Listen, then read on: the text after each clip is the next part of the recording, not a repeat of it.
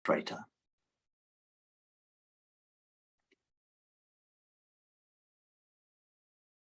I know that the recording has now started, and again, I'd like to welcome all participants to the seminar and thank our hosts, Sultan Al-Abdulla and partners, for the kind invitation to chair it. As I said, my name is Sir William Blair, and I'm a judge of the Qatar International Court and also sit as an arbitrator. So let's get down to why this is an interesting seminar, and there are three reasons for that. The first is the subject matter. Interim remedies are a very important part of any arbitration practitioner's toolkit. This is what comes, of course, at the beginning of the arbitral process, often before the tribunal itself is constituted. So what kind of issues are we talking about? What kind of remedies are we thinking of? In what commercial context do they arise? And importantly, do they go to courts or do they go to arbitral institutions? So that's one end of the spectrum. The other end of the spectrum is the end of the arbitral process. That is the part that comes after the arbitral award. It's worth remembering that in most cases, arbitral awards are paid by the party that has to pay. Otherwise, the system wouldn't work. But we all know that sometimes life isn't as straightforward as that. The award may be challenged, or there may be difficulties in enforcement. Again, what are the practicalities that arise in this kind of situation? So that's the first reason it's an interesting subject area. Let me just mention the second, and this is a matter of interest in Qatar, which has a growing reputation as a good center for arbitration. In particular, Qatar has promulgated law number 2 of 2017 on the law of arbitration in civil and commercial matters. And together with the Court of Appeal, the Qatar International Court plays its part in that law.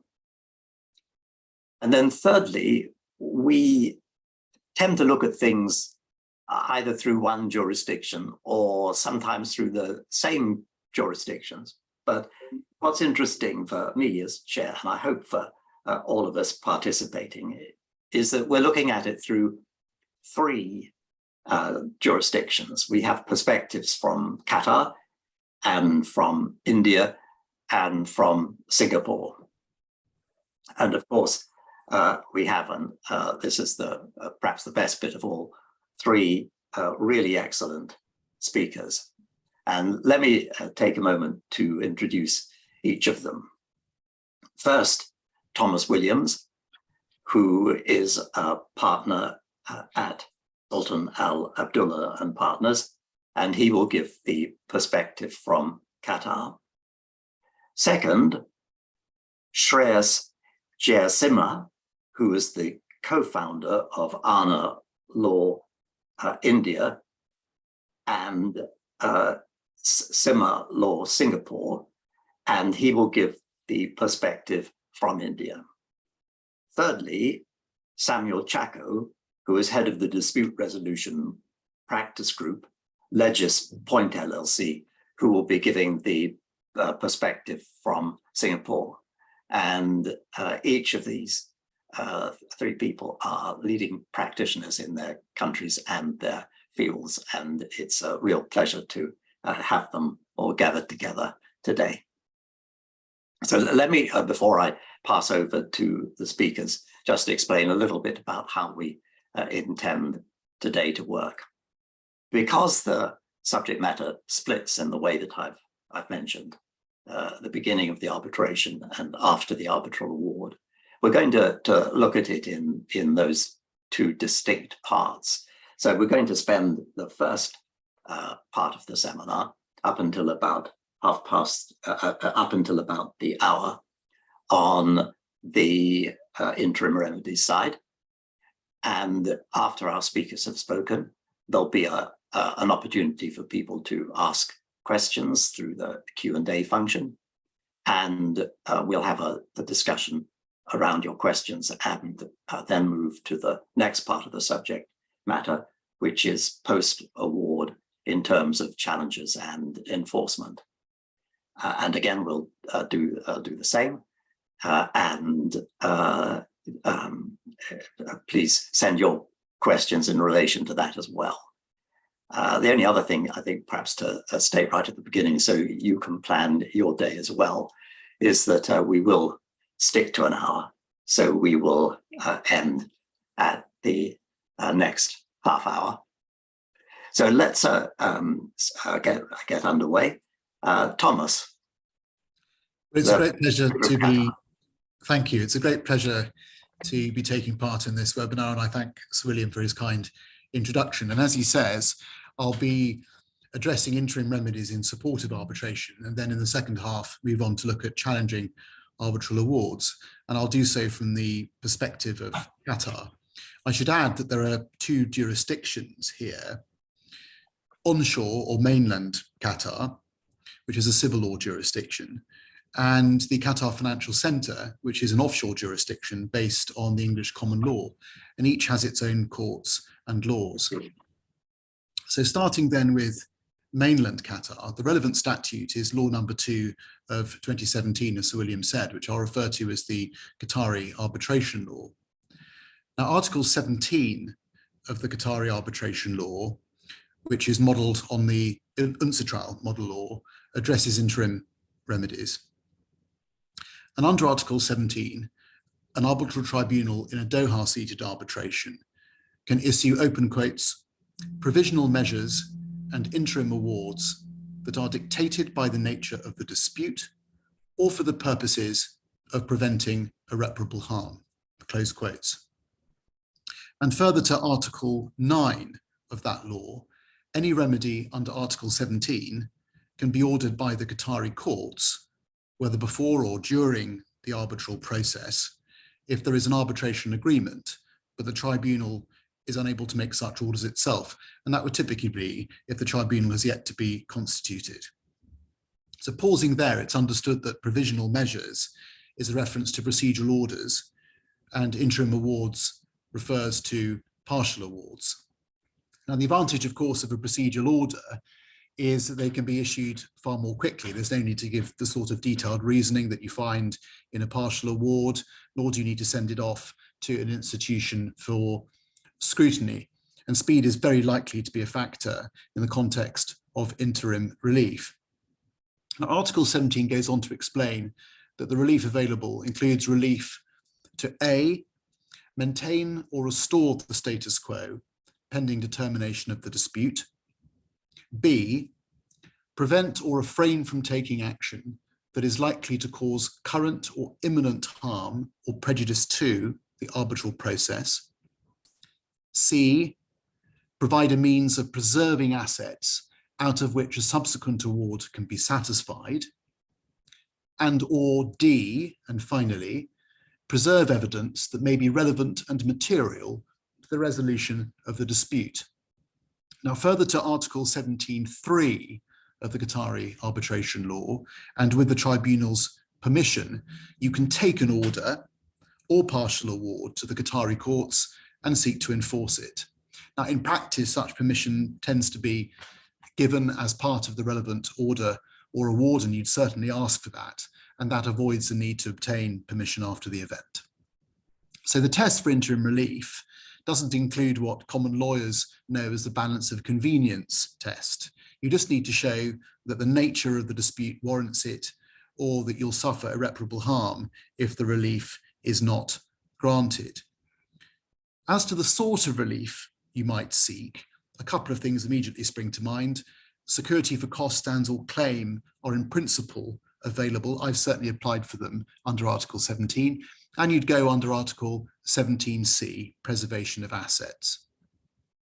You might also want an injunction to restrain the encashment of a performance bond, and that's especially relevant perhaps in this jurisdiction where construction arbitrations tend to be the order of the day.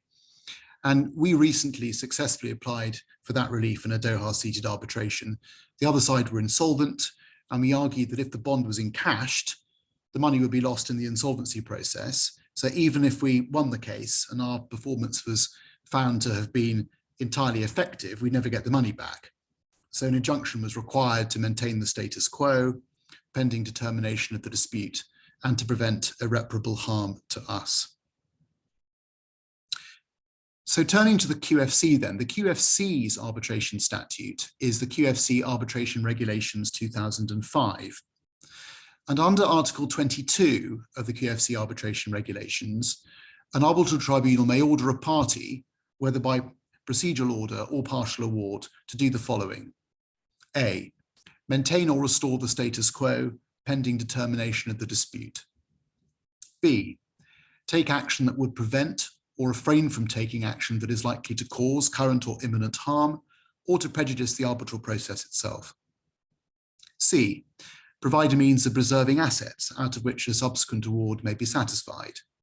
And or finally, preserve evidence that may be relevant and material to the resolution of the dispute. So you can see immediately that there's a significant material overlap between Article 17 and Article 22. Now, further to Article 9 of the Qatari arbitration law, where the QFC court is the curial court, the QFC court can grant relief under Article 22 of the QFC arbitration regulations in the circumstances I previously outlined. Now, although Article 22.2 is materially similar to Article 17.1 of the Qatari arbitration law, Article 22.2 goes one step further by adopting the legal test set out in Article 17a of the UNCITRAL model law, which is a two-stage one. First, the tribunal has to determine whether damages are an adequate remedy. And if not, then the tribunal must look at the balance of convenience. In other words, whether the harm likely to be caused to the applicant if the relief were not granted substantially outweighs the harm that the respondent would likely suffer if the relief were not ordered. Second, the tribunal must consider if there's a reasonable prospect of success on the merits of the underlying claim. Now, Article 23.1 prescribes that an interim measure is automatically binding unless otherwise stated by the arbitral tribunal, and it's enforceable on application to the QFC court.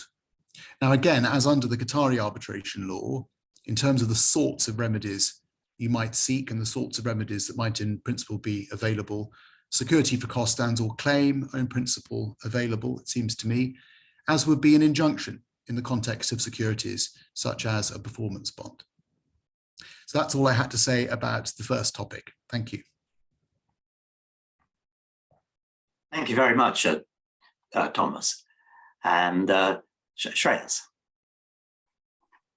Thank you very much, Sir William Blair, and thank you very much, Thomas, for putting together this webinar.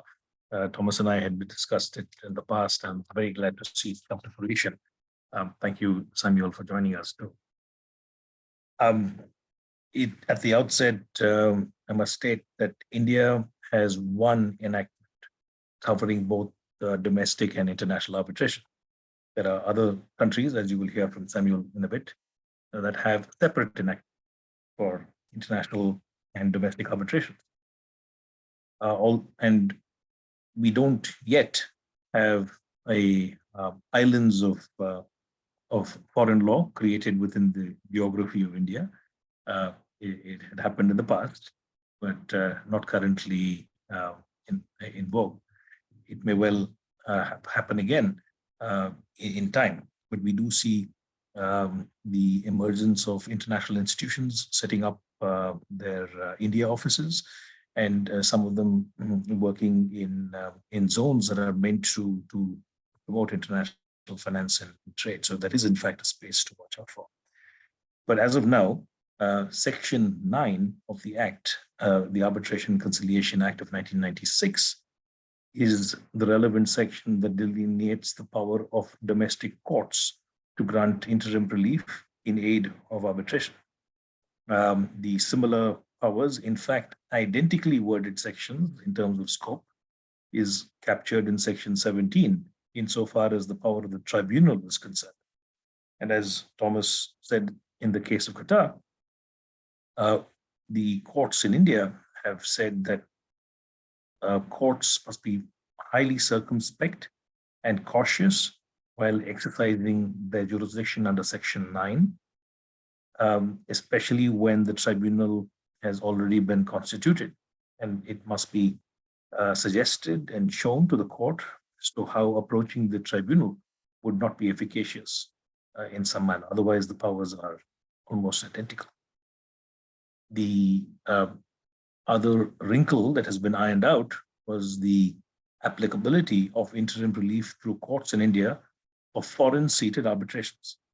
For a while, that was an issue, and then the statute has been amended to clarify that certain sections of Part 1 of the Arbitration Act, which includes both sections 9 and 17, would indeed apply to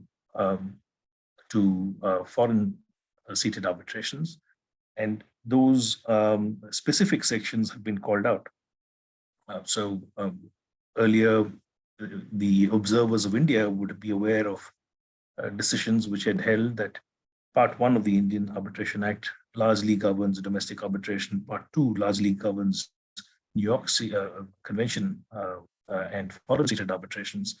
And courts had initially held that Part 1 en masse would apply to foreign seated arbitrations, and famously resulted in situations where arbitrations seated in the United States were being challenged in local courts in India. All of those are things of the past. Equally, the pendulum had swung to an extent to which courts had become reluctant to exercise powers under the interim protection if the arbitration was not seated in India. There's one topic we have not come to so far in the first section, which is emergency arbitration. I'm sure we'll hear a lot more about it from Singapore, but insofar as India is concerned, many institutional arbitration rules recognize emergency arbitration. The Act does not specifically use that expression, but it does recognize certain expedited procedures, which could be documents only, and with even shorter timelines, and some summary procedures.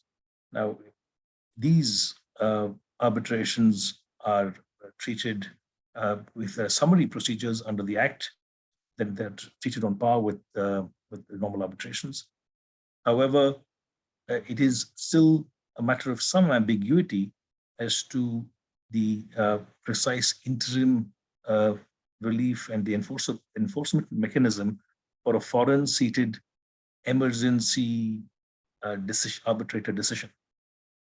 I'm confident that with time that will also be fully addressed. But as of now, it would be advisable to supplement a foreign seated emergency arbitration procedure with interim relief being applied from an Indian court under Section 9, which could address any gap that the recalcitrant respondent might allege in the process of enforcement of interim procedures. In terms of types of relief, yes, injunctive relief is the most common relief that is sought for, not just in favor of performance bonds or bank guarantees, which of course is a high threshold. Those are not injunctions that are easily won, but it is possible to seek them. But even otherwise, there may be injunctions to preserve the status quo. For example, and even seeking, let's say, specific enforcement during the pendency of the arbitration of an exclusivity provision, of confidentiality, of non-compete, and other contractual obligations which may be relevant, which would otherwise denude commercial value during the dispute. The relief of security for costs is still uncommon.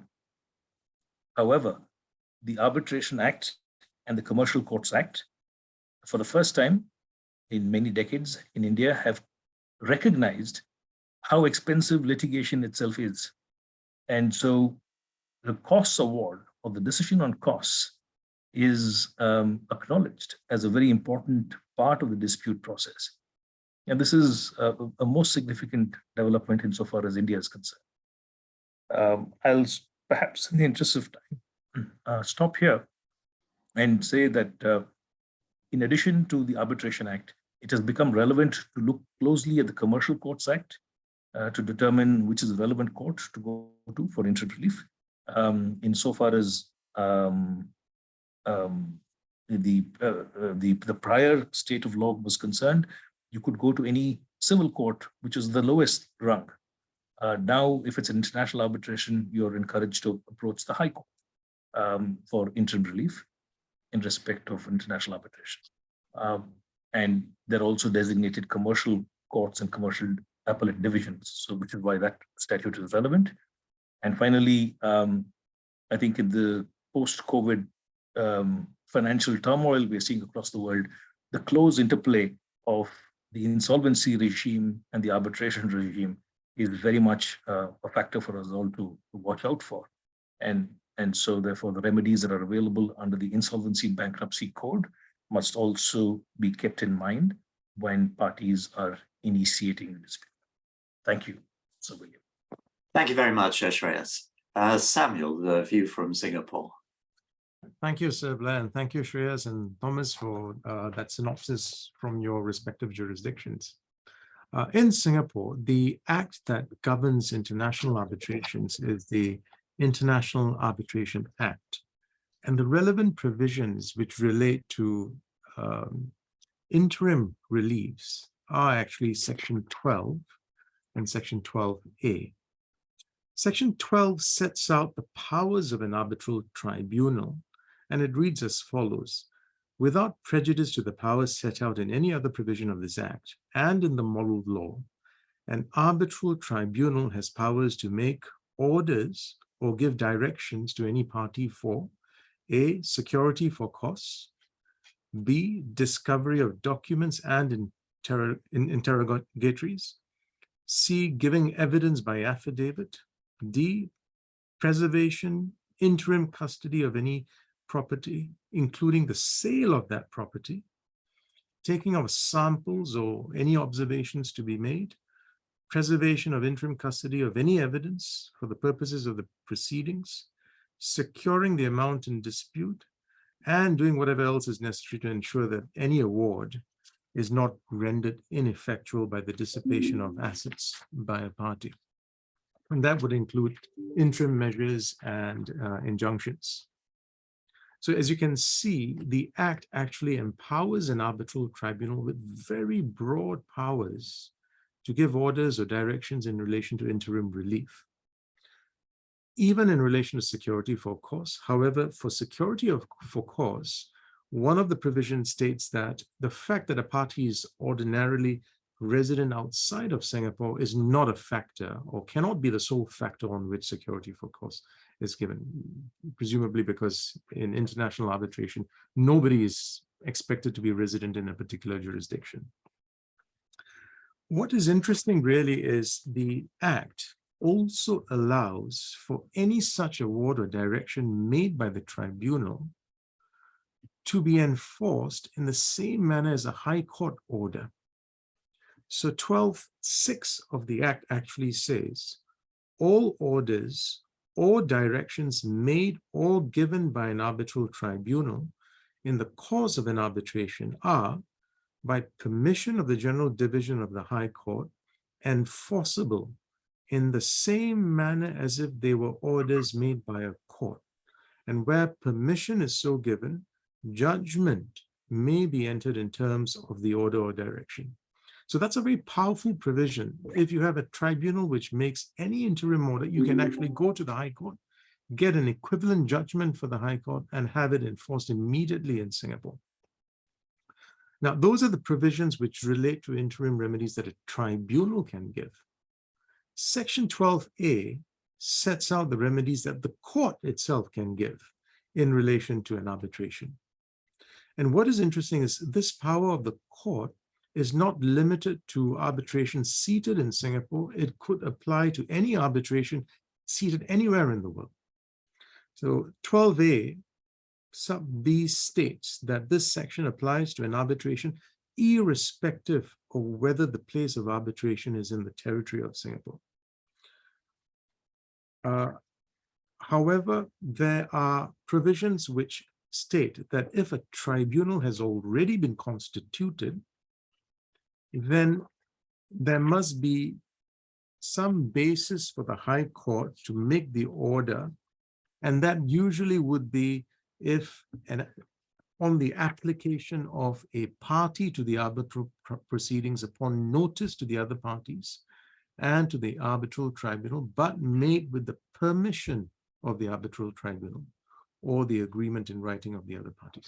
So in a sense, while Singapore is very supportive of arbitration proceedings, it's very careful not to usurp the function of the tribunal insofar as interim remedies are concerned. There's an expectation that you make an application of the tribunal first. But there's also another section which says, if it is a matter of urgency, then the High Court nonetheless can proceed to make the orders as it deems fit. So you have 12A sub 4, which says that the case is one of urgency. The General Division of the High Court may, on the application of a party or proposed party to the arbitral proceedings, make orders under subsection 2, which is that whole laundry list of reliefs that you can give, as the General Division of the High Court thinks necessary for the purposes of preserving evidence or assets. So you can see it's very powerful provisions, both for the tribunal and for the courts as well. And if I may just point out two cases which sort of show how this works in practice. There's a recent case of Pengrui Leasing and Milaha Explorer. It's a 2022 case where the plaintiff commenced arbitration proceedings in London. And they then filed an ex parte application for a Mariva injunction in Singapore, prohibiting the defendant from removing from Singapore assets up to a certain sum. And the court there held, pursuant to section 12A4, that it had the power to give that injunction and proceeded to issue that injunction. The matter is up on appeal, but I think the reasoning of the court is, I doubt can be faulted because the section is very clear on that. Another case which is of interest is the Five Oceans Corporation and Singler Ship, which was a 2015 decision, where one of the parties to a series of charter parties, a chain series of charter parties, applied to court to have the cargo sold because freight had not been paid by one of the parties. And there was evidence adduced that the cargo was going to deteriorate, the employees of the ship were also in trouble or in distress, and it was necessary to have the cargo sold. And on that interlocutory application, the court actually made an order for the sale of the cargo, while the arbitration had already been started or notice had been given for it to commence. So you see from these two cases how supportive the courts are when support is required to ensure that the arbitral process moves smoothly and is not in any way frustrated. With that, I hand over the session to Sir Blair. Well, thank you very much, Samuel. Thanks for the three of you. I just wanted to, there's a question that's been raised. Thomas, you mentioned security for costs. And I just wanted to ask each of you, and this is if you could give a very short answer to this question. In an arbitration, have you actually ever successfully applied for security for costs? I think you mentioned insolvency, Thomas, but just to ask each of you about your practical experience in this regard, because it's a question that does come up from time to time in arbitration. There's a big difference between the courts that tend to order security for costs and arbitral institutions, arbitral tribunals that perhaps tend not to. But Thomas, starting with you. It's a very good question. I've only ever applied once for security for costs, and that was since my time in Qatar, and it was in the context of a Doha seated arbitration. We applied for security on the footing that the other side were insolvent. We weren't successful. No. I think it's difficult, as you say, to get security for costs out of arbitrators. Yes, thanks, Thomas. Shreyas? I have not had occasion to apply for security for costs, although I have observed attempts have been made. They have also been unsuccessful to the best of my knowledge in this jurisdiction. And I think it's not just tribunals, but also courts that might be unwilling so far in India, although it may change with time. Yes, I mean, I didn't have it in mind so much courts generally. I had more in mind courts that have a jurisdiction in relation to interim remedies, and I think your point is that no, you haven't seen that. Samuel. Well, I've never made an application for security in international arbitration because I'm of the view that it's very difficult to get it. But I have acted for a plaintiff in an arbitration seated in Singapore, where the other side applied for security for costs. My clients were Indonesian parties, and the other side were Japanese parties. And needless to say, the tribunal made short shrift of their application, and it was not allowed. No, well, thanks for that, and Thomas, thanks for raising that interesting question.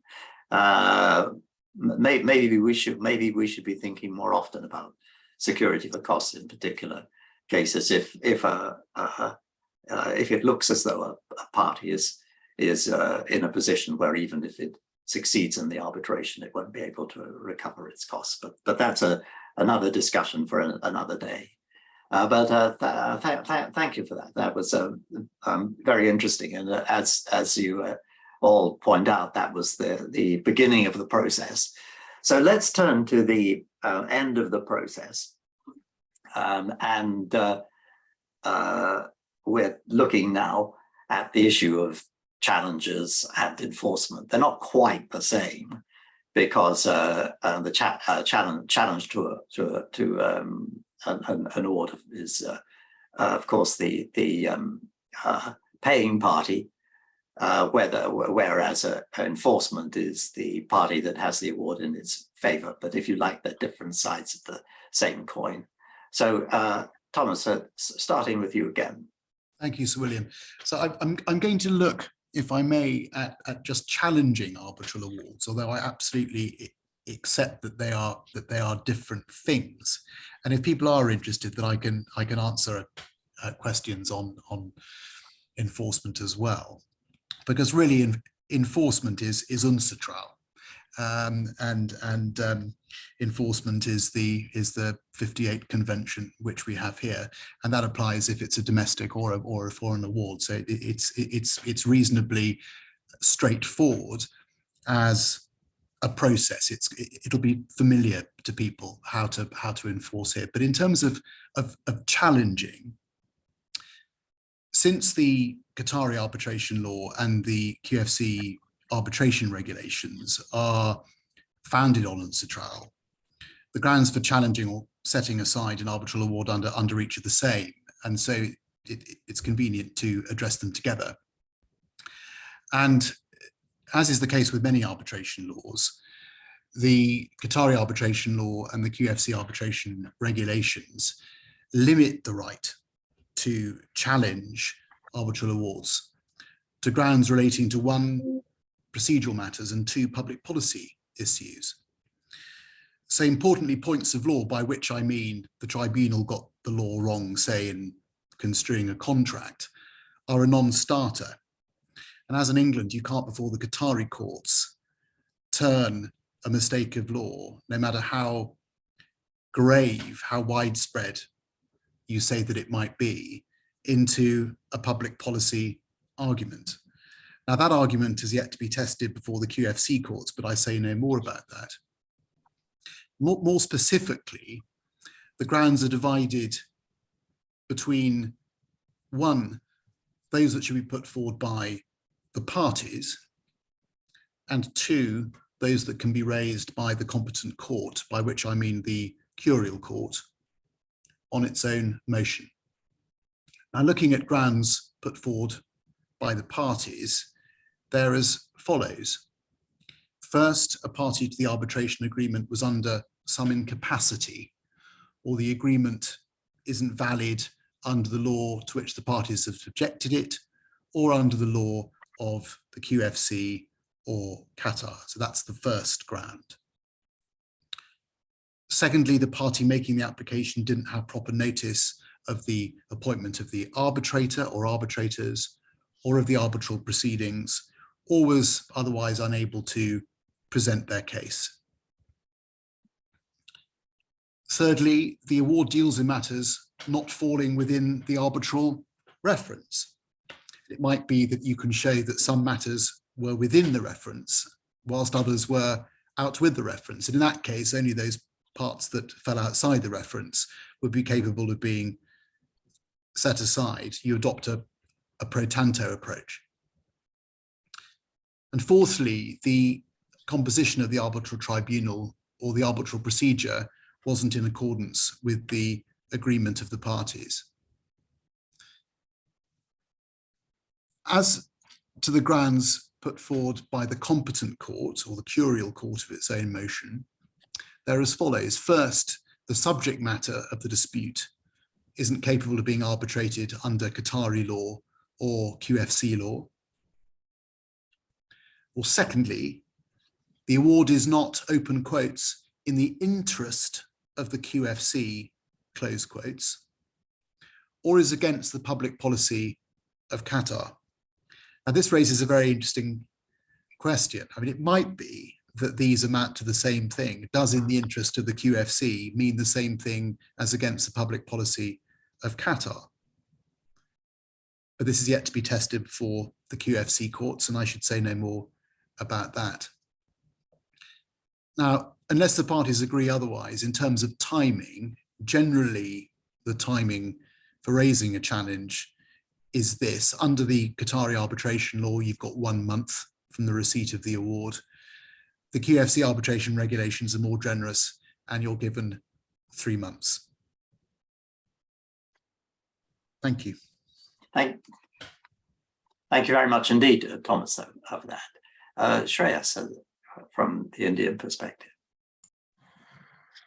Thank you, Sir William. In India, this is one of the most closely watched aspects of the process, and this is where the rubber hits the road. Converting the arbitral award into either a negotiated settlement or an enforceable instrument that results in actual payment. So prior to 2015, we had some ambiguity as to the extent of applicability of the unruly horse of public policy and whether it should be the same or different standards for domestic and international arbitral awards. It had been clarified by certain judicial precedents that it should be more narrowly construed insofar as international arbitration is concerned, even if it is seated in India. But that issue has been placed, thankfully, well beyond any debate and doubt by amendments into the statute itself.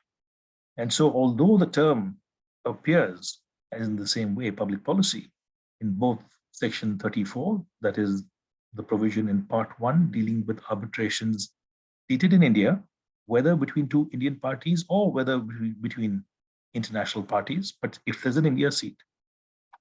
And also in section 48, which appears in part 2, which is the procedure for enforcement of an international but foreign seated arbitral award. I hope clear.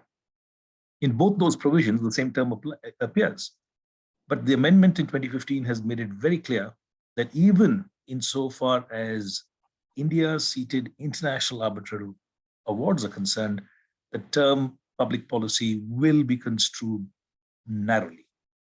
And so, for example, the expression of patent illegality is then made applicable for awards which are India seated and which are between Indian parties. That is, it's a domestic award. So these are innovations that have been applied first through judicial precedent and then consolidated through statutory intervention. And please remember, India may lack the alacrity of Singapore or Hong Kong in the past, perhaps, but dealing with the large population and the various pressures of working in a large democracy, it is still objectively, in my, I would suggest, commendable that we've been able to at least identify critical bottlenecks and address them in a way that cannot leave much room for chance or debate. And so that is the principal takeaway. The second factor is time. India is notorious for delay.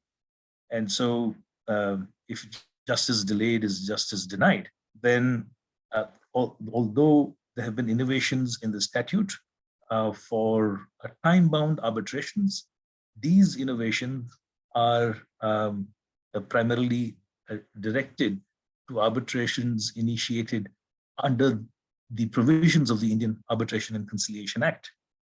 So, for example, if there were arbitrations held under institutional rules, then that might be an opt-out away from the timelines that are otherwise applicable to ad hoc arbitrations under the Indian Act.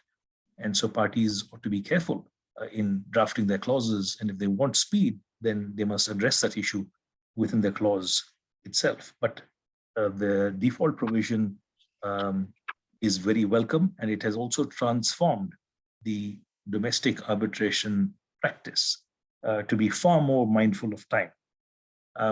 This mindfulness of time, in all fairness and frankness, has not fully translated to the enforcement regime, which is obviously involving multiple courts, not just one.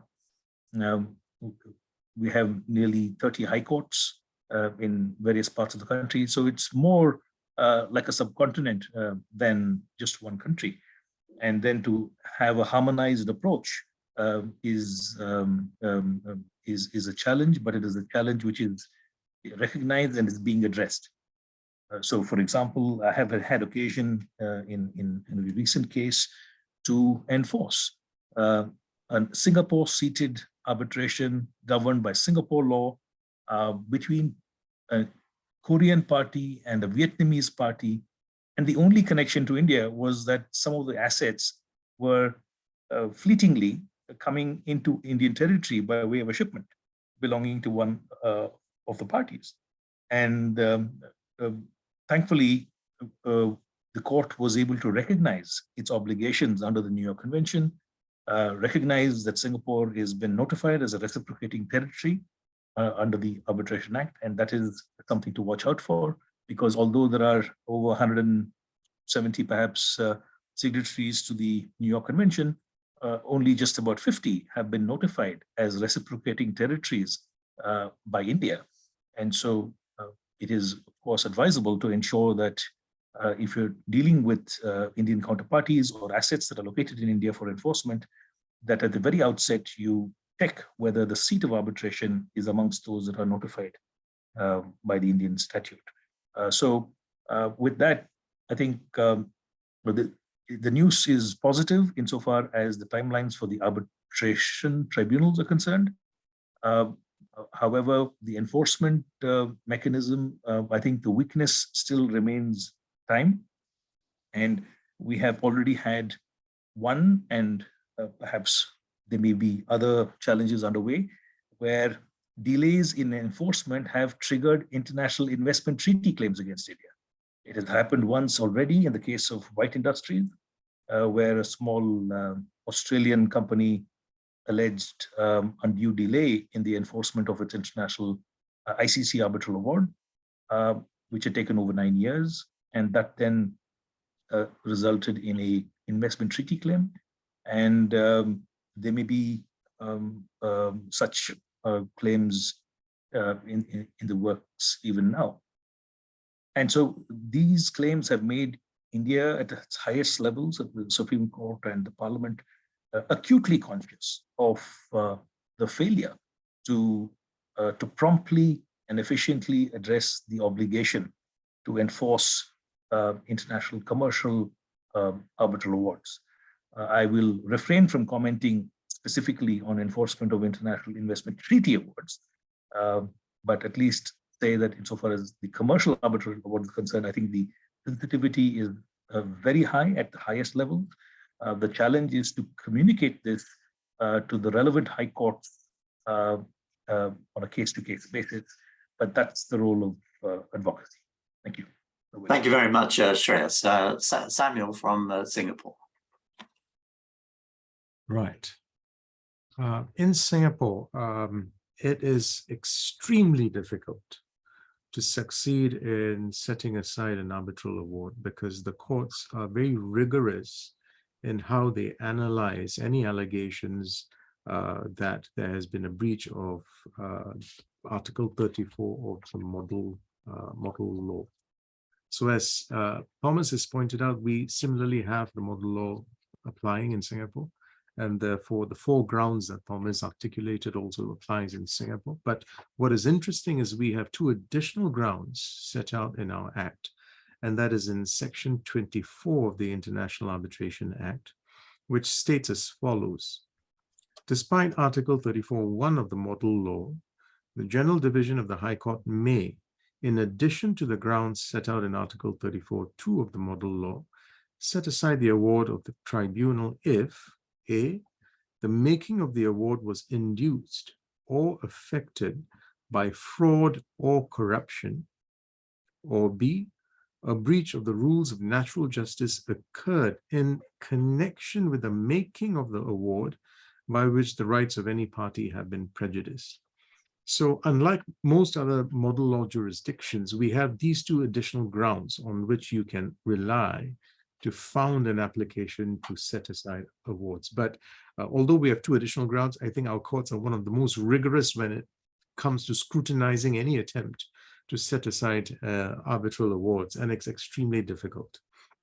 There is a recent case which dealt with the fraud exception or fraud ground on setting aside. This is the case of Bloomberry, it's 2021 SGCA 94. And there the allegation that was made was that one party had breached orders for disclosure of documents and had suppressed certain documents. And that suppression of documents was in bad faith and amounted to a fraud on the tribunal. The Court of Appeal rejected that argument and said, well, whilst parties have a duty of good faith to ensure that they comply with tribunal orders to disclose documents, what happened in the instant case could not amount to procedural fraud because the person who didn't disclose the documents was not established to have done it dishonestly. So since there was no evidence that the decision not to produce these documents was not made dishonestly, fraud had not been made out. And the court went further to say that there had to be a nexus between the alleged fraud and the making of the award. It was not sufficient just to say fraud occurred somewhere in the process. That fraud must have some nexus, and I would submit a close nexus to the actual making of the award. And therefore the court said, look, that doesn't succeed. The court also in that decision held that the 3-month time limit imposed by Article 34(3) to set aside an award also applies to any application to set aside the award under Section 24. So if you're alleging fraud, you still have to do it within 3 months. You don't have any extra leeway or time simply because you assert fraud. The other interesting case that would be of relevance is also a recent case, Phoenix Spin, which is again a 1922 case. Here, what is interesting is one of the parties that applied to amend their pleadings to include some allegations that certain contractual provisions amounted to a penalty clause. The opposing party objected to the amendment and the tribunal did not allow the amendment. But however, when the proceedings went on, the tribunal directed the respondent who had objected to the amendment to produce witnesses in relation to the penalty issue, despite having disallowed any amendments to put the penalty issue in play in the arbitration. The respondent refused to produce those witnesses. The tribunal ruled against the respondent on the basis that certain provisions of the contract were in fact penalties. Now, this was one of the few successful cases where the award was set aside, and the Court of Appeal said, essentially, well, you've not allowed the penalty issue to be pleaded. You can't then, at the hearing, ask for evidence to be adduced, because the respondent is entitled to assume that this is an issue that does not need to be addressed. And since the respondent didn't have the opportunity to address it, there is a breach of natural justice, and the award should be set aside. So it's really in very clear cases like this that the court will actually intervene and set aside the award. Thank you very much, Samuel. That's those case extremely interesting. I want to go to questions now. We've got some that have been coming in, and they look as though they may be directed quite extensively at you, Thomas. Perhaps unsurprisingly, but please remember that current cases can't really be the subject of, or they have to be careful when asking questions about that. But can you explain the process for enforcing arbitral awards in Qatar? Yeah, I mean, happy to do that. Yeah. I notice that the question at the end asks a particular question. Maybe I can approach the subject in that way. As I understand it, all challenges have been exhausted, and now you want to enforce your arbitral award. Well, the answer would be that you would involve the enforcement judge at this stage, and the enforcement judge is tasked with ensuring that people get paid in accordance with their awards and judgments. So provided that all challenges have been unsuccessful, the enforcement judge will practically assist you in ensuring that you get paid. And the way that happens is actually very straightforward. The enforcement judge writes to the Qatari Central Bank, and he writes indeed to all the banks in Qatar, and he says, look, this particular party has a right to be paid X, and you must disclose if you have a bank account in the name of the party that has to pay X, and if so, I want to know about it, and you must transmit to me however much money is in whatever account you hold to the value of the judgment or award. And that order has to be obeyed, and they are obeyed. I would say that enforcing in this jurisdiction is a very straightforward process ultimately, because you have this particular judge who is tasked with ensuring that you get paid. I've never experienced using the enforcement judge in the mainland courts, because I don't practice the mainland courts, but in my practice before the QFC courts, I have, and we were very successful. We had a judgment, and we applied to the enforcement judge in the QIC DRC, and the enforcement judge wrote to the banks, and we found that there was a bank account which contained enough money, and there was an order that the money be transferred. It was transferred, and it is now sitting in the bank account of our client, who's extremely happy indeed. And that was a short and straightforward process. So I would say that for that reason, litigating and arbitrating in Qatar is a very good thing, because judgment or arbitral award debtors find it difficult to hide from a proactive and practically a very effective enforcement process. Thank you, Thomas. Now, in the few minutes we've got left, there's a couple of other questions that have come in. And the first is for all three panelists. And that was the issue that Thomas raised at the beginning, which is this not uncommon issue around performance guarantees and so forth in the context of construction disputes. The question really goes to this.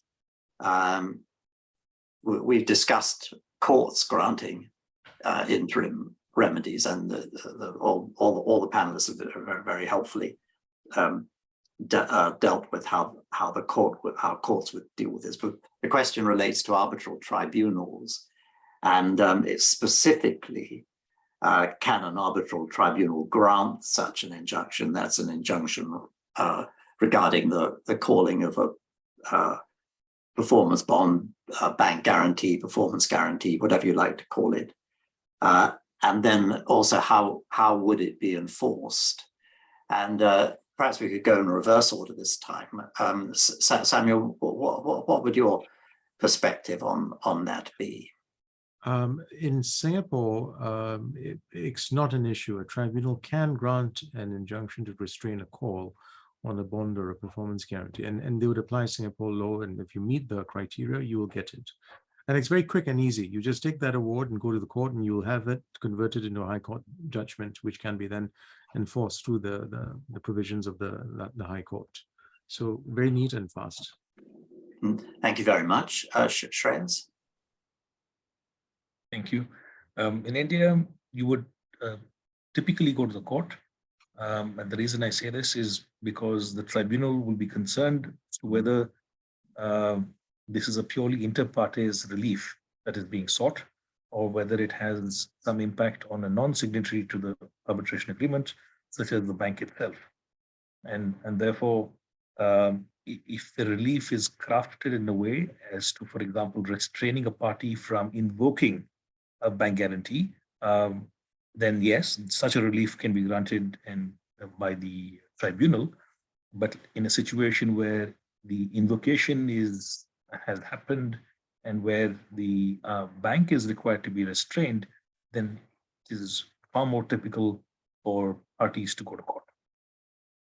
Thank you very much. And Thomas? Thank you. Yes, the position in Qatar is the same as the position as set out by Samuel in relation to Singapore. As I said in my presentation, we successfully got an injunction in relation to a performance bond. That was issued by a civil law arbitrator sitting in an ICC arbitration seated here in Doha. We had an insolvent counterparty. As I say, we were very concerned that if the performance bond was encashed, then that would be the end of it. We never see our money again. And we ended up getting a procedural order, which is far quicker than getting an arbitral award. Ultimately, the other side abided by it. There's been no issue at all. So we never had to enforce. But as I said during my presentation, you can take a procedural order and enforce it in the same way as an interim remedy awarded by way of a partial award under Article 17 of the Qatari arbitration law. So we had that avenue available to us had we needed it.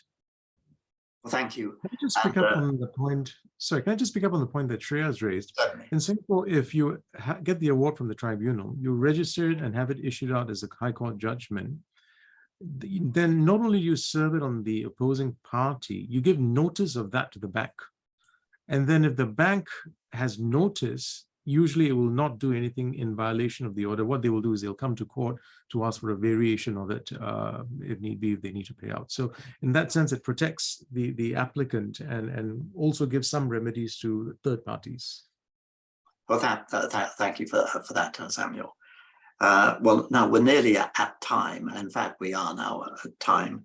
The last question, Thomas, you'll be simply put to you, but I'm not going to suggest you answer it. It's the QFC court is open for 2 Qatari companies, and I think what that is getting at is whether they also need to be QFC companies. That's an interesting question, but we've run out of time, and I'm not going to ask you to answer it now. What I do want to do, though, is to thank our three excellent panelists, Thomas, Shreyas, and Samuel. You've been absolutely terrific. And it's been good to get some real life insights from these three jurisdictions.